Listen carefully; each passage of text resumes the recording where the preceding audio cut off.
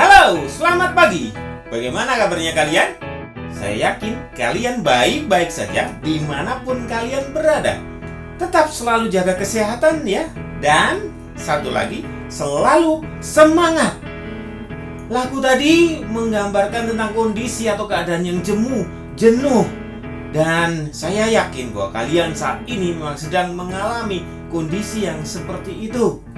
Tetapi dalam kondisi seperti ini, kita tetap harus memiliki pengharapan bahwa keadaan ini akan segera berlalu dan menjadi keadaan yang baik kembali seperti sedia kala. Berarti, apa yang harus kita lakukan? Kita harus selalu semangat, harus selalu berdoa, dan tetap menghasilkan atau memberikan yang terbaik untuk kehidupan kita masing-masing. Materi kita kali ini adalah pengaruh perubahan dan interaksi keruangan terhadap kehidupan di negara-negara ASEAN. Kita langsung ke materinya. Yang pertama adalah perubahan ruang dan interaksi antar ruang akibat faktor alam. Faktor yang pertama yaitu faktor iklim. Negara-negara ASEAN terkadang mengalami perubahan iklim yang tidak terprediksi sebagai akibat adanya perubahan pola penggunaan lahan dan perilaku yang menimbulkan pemanasan global. Perubahan iklim ini memicu terjadinya bencana alam klimatik atau bencana alam yang disebabkan kerusakan faktor-faktor iklim. Contoh bencana alam klimatik yang sering melanda negara-negara ASEAN yaitu puting beliung di Haiyan, Filipina, banjir di Bangkok, Jakarta juga ya, dan kekeringan di Jawa Timur, Indonesia tentu saja. Dalam upaya menanggulangi bencana di kawasan Asia Tenggara, ASEAN melakukan kerjasama antar negara anggotanya. Sebagai contoh, seperti pada gambar tersebut, negara Singapura meminjamkan helikopter untuk membantu memadamkan kebakaran hutan. Kita lanjutkan berikutnya. Faktor berikutnya yaitu faktor geologi. Berdasarkan kondisi geologi, negara-negara ASEAN berada di daerah tumbukan antar lempeng.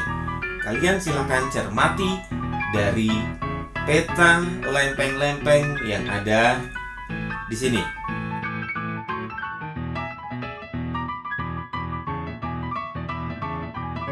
Pergerakan lempeng yang bertumbukan mengakibatkan terjadinya bencana geologis seperti gempa bumi dan tsunami.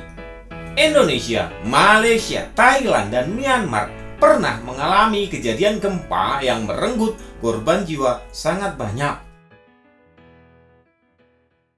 Yang C yaitu faktor ketersediaan sumber daya alam. hampir semua negara-negara ASEAN memiliki sumber daya alam berupa barang tambang, kecuali Singapura. Tidak semua sumber daya yang diperlukan suatu negara tersedia di negara tersebut. Oleh karena itu, untuk memenuhi kebutuhannya, negara-negara anggota ASEAN melakukan pertukaran sumber daya alam dalam kegiatan jual beli sebagai bentuk interaksi antar negara ASEAN dengan bertujuan meningkatkan kesejahteraan masyarakat. Yang kedua, pengaruh perkembangan ilmu dan teknologi terhadap perubahan ruang. Yang A, teknologi transportasi. Ilmu dan pengetahuan yang semakin luas memungkinkan perkembangan berbagai macam alat transportasi yang nyaman, cepat, dan dengan tingkat keamanan yang tinggi. Sebagai contoh, ada kereta cepat MRT atau Mass Rapid Transit, kemudian LRT, kemudian ada pesawat terbang, dan speedboat.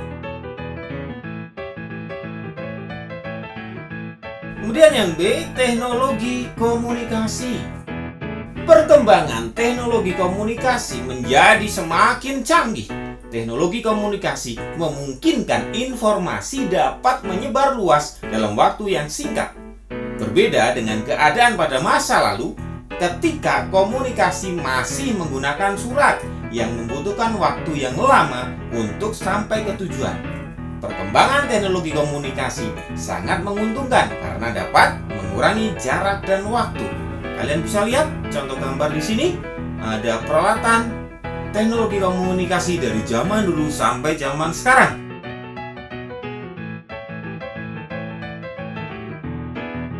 Yang ketiga, yaitu pengaruh perubahan ruang terhadap kehidupan ekonomi. Negara-negara anggota ASEAN mulai menerapkan AFTA atau ASEAN Free Trade Area dalam kehidupan internasionalnya. Secara ekonomis, pemberlakuan AFTA akan menjadikan kegiatan ekonomi lebih meluas. Produsen beras seperti Thailand dapat dengan mudah mengekspor produknya ke Singapura, Indonesia, dan negara anggota ASEAN lainnya tanpa dibebani pajak. Begitupun sebaliknya, jika ada produk dari negara tersebut akan dikirim ke Thailand. Contoh berikutnya yaitu produk elektronik Singapura dapat lebih mudah diperoleh oleh masyarakat di negara ASEAN. Yang keempat yaitu pengaruh konversi lahan pertanian ke industri dan pemukiman terhadap perubahan ruang dan interaksi antar ruang. Konversi lahan disebut juga alih fungsi lahan. Biasanya mengubah area pertanian menjadi area dengan kegunaan lain. Contohnya, menjadikan pemukiman atau industri. Konversi lahan menjadi fenomena yang sering dijumpai di negara-negara ASEAN. Yang A, pengaruh konversi lahan pertanian menjadi lahan industri.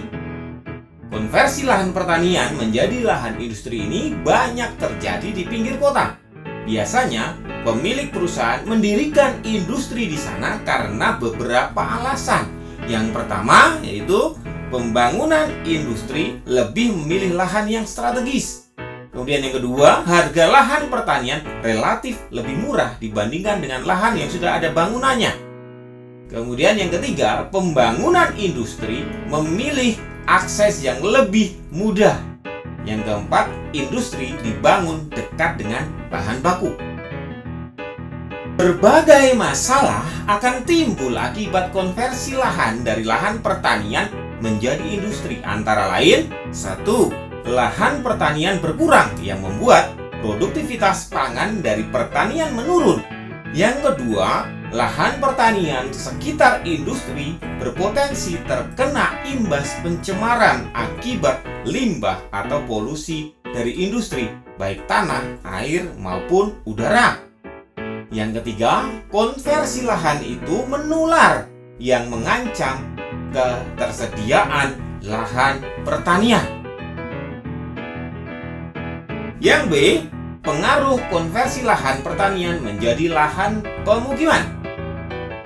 Konversi lahan pertanian menjadi pemukiman pasti akan menimbulkan dampak. Biasanya selalu berdampak negatif apabila dilihat dari sisi fungsi lahan pertanian itu sendiri. Dampak negatifnya yaitu 1. Luas lahan pertanian pasti akan semakin berkurang sehingga produktivitas pangan semakin kecil. Yang kedua, petani dan buruh tani kehilangan mata pencaharian. Yang ketiga, hilangnya lahan ruang terbuka hijau. Yang keempat, berkurangnya lahan resapan air. Konversi lahan tidak dapat dicegah karena memang kebutuhan manusia akan ruang tidak dapat dihindari dan memang semakin memerlukan ruang yang banyak. Karena pertumbuhan manusia atau pertumbuhan penduduk juga semakin banyak. Meskipun demikian, kita harus mengawasi konversi lahan yang terjadi. Jangan sampai mengganggu keseimbangan alam, ekosistem, dan keberlangsungan hidup sebagian warga negara. Demikian materi kita kali ini. Apakah kalian sudah mengerti tentang materi kali ini? Jika belum, silakan ditonton kembali, diputar kembali video ini, dan dipahami dengan sebaik-baiknya. Jika sudah, tonton, komen, like, share. Dan satu lagi, silakan subscribe. Karena apa? Dukungan kalian terhadap channel ini sungguh memberikan semangat untuk terus kami mengembangkan channel ini supaya berguna untuk kalian atau membantu kalian dalam belajar. Sampai di sini, semoga materi kali ini sungguh bermanfaat untuk kalian. Satu lagi yaitu tetap semangat, selalu jaga mood, dan selalu berdoa. Sampai jumpa. Kerja keras